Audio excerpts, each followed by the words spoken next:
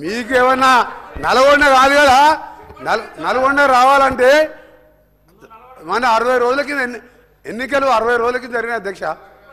ఎంత అధ్యక్ష ఎక్కడ కూడా డిపాయిడ్ బొటాబొటి డిపాయిడ్ తెచ్చినాక 11 సీట్లల్లో ప్రజలు చెప్పుతో కొట్టినట్టు ఒక్కొక్క ఎమ్మెల్యే 60-70 వేలతో గెలిచినంటే నల్గొండ జిల్లాని మోసం చేసిండు.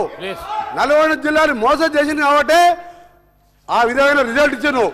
ఇవాళ అధ్యక్ష ఆ రోజు మా జిల్లాకు చెందిన మంత్రి ఉన్నట్టు దగ్గర 10 ఏళ్ళు ఇవాళ సభలో లేడు.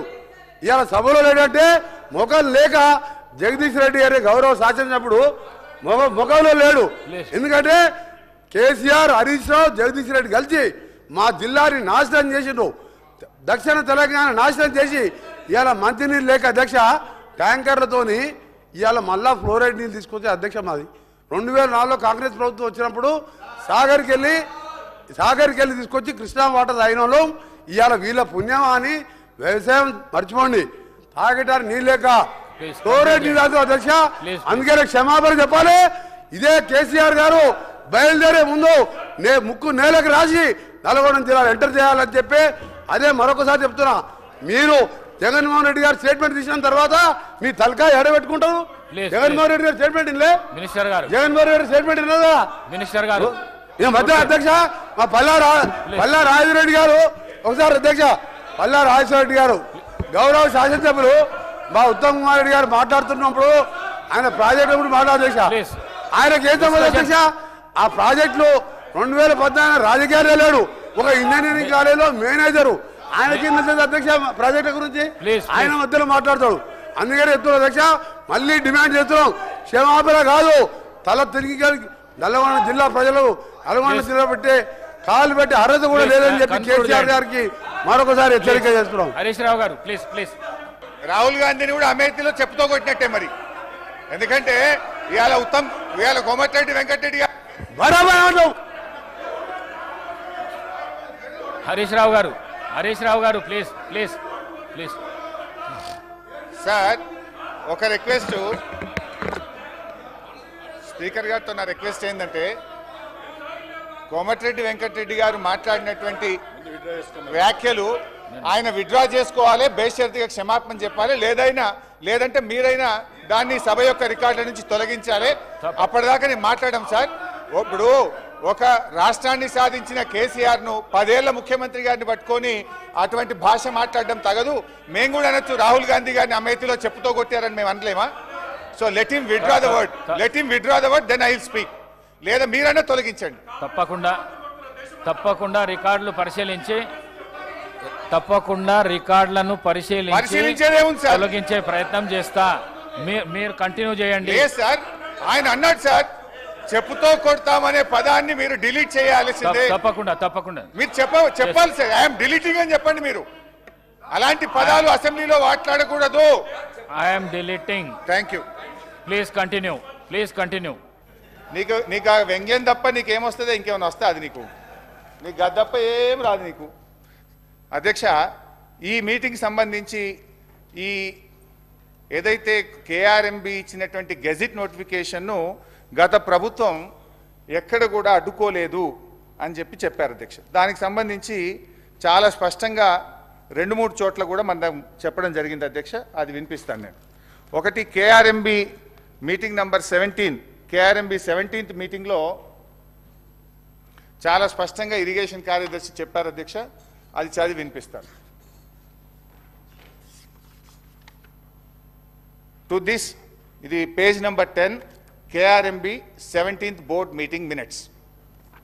To this, Special Chief Secretary INCAD, Government of Telangana stated that they did not agree for transfer of the components of Srisailam and Nagarjuna Sagar and stressed that the matter may be referred to Apex Council to discuss common assets and review the Gazette notification number 2842E dated 15/7/2021.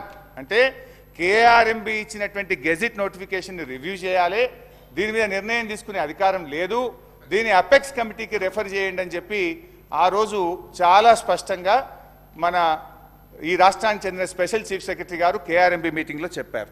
ఇది అవాస్తవం number 2. ఇకపోతే దీంట్లో in fact మీ రాహుల్ బొజ్జా గారి లెటర్లో కూడా చాలా స్పష్టంగా ఆయన కూడా చెప్పున్నారు. మూడో విషయానికి వస్తే అధ్యక్ష, రాహుల్ బొజ్జా గారి లెటర్ కూడా చదివి వినిపిస్తుంది అధ్యక్ష. ఇది రాహుల్ బొజ్జా గారి లెటర్ డేటెడ్ 27/1/2024 27వ తారీఖు రాశారు.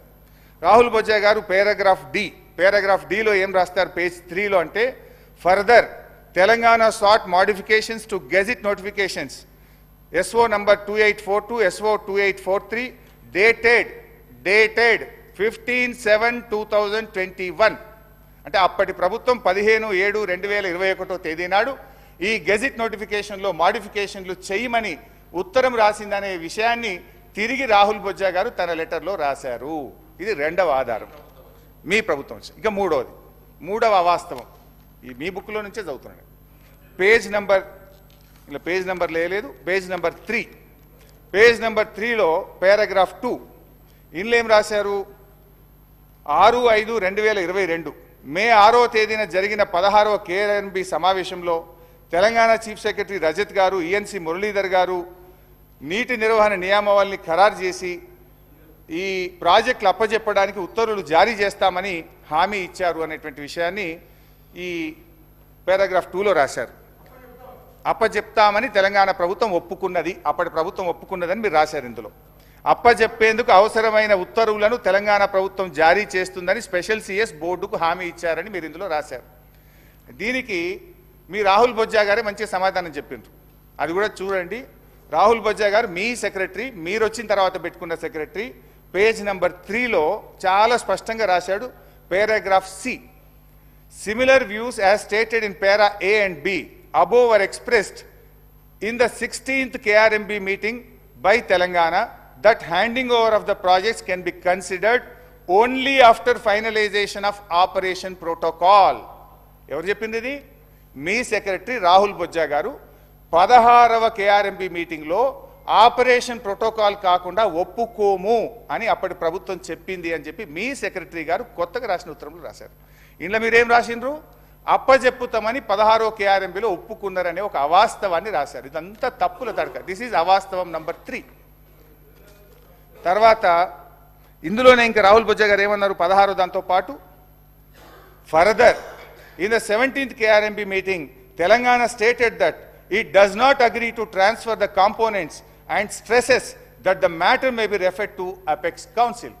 ఎట్టి పరిస్థితుల్లో ఒప్పుకోమని స్ట్రెస్ చేసింది. మీరు దీన్ని అపెక్స్ కౌన్సిల్కు రెఫర్ చేయాలని చెప్పి 17వ KRMB మీటింగ్లో కూడా అప్పటి ప్రభుత్వం చెప్పిందనే విషయాన్ని మీ రాహుల్ బొజ్జా గారు, మీ సెక్రటరీ గారు కేంద్ర ప్రభుత్వానికి రాసిన ఉత్తరం.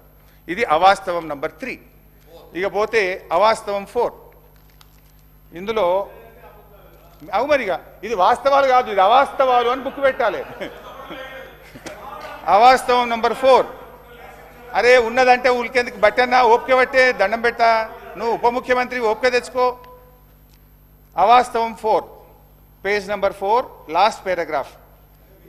తెలంగాణలో కేసీఆర్ ప్రభుత్వం అధికారం చేపట్టినప్పటి నుంచి కృష్ణానది జలాలు, కృష్ణా మీద ఉన్న ప్రాజెక్టులలో 9.5 ఏళ్ళు ఏ రోజు పట్టించుకోలేదు.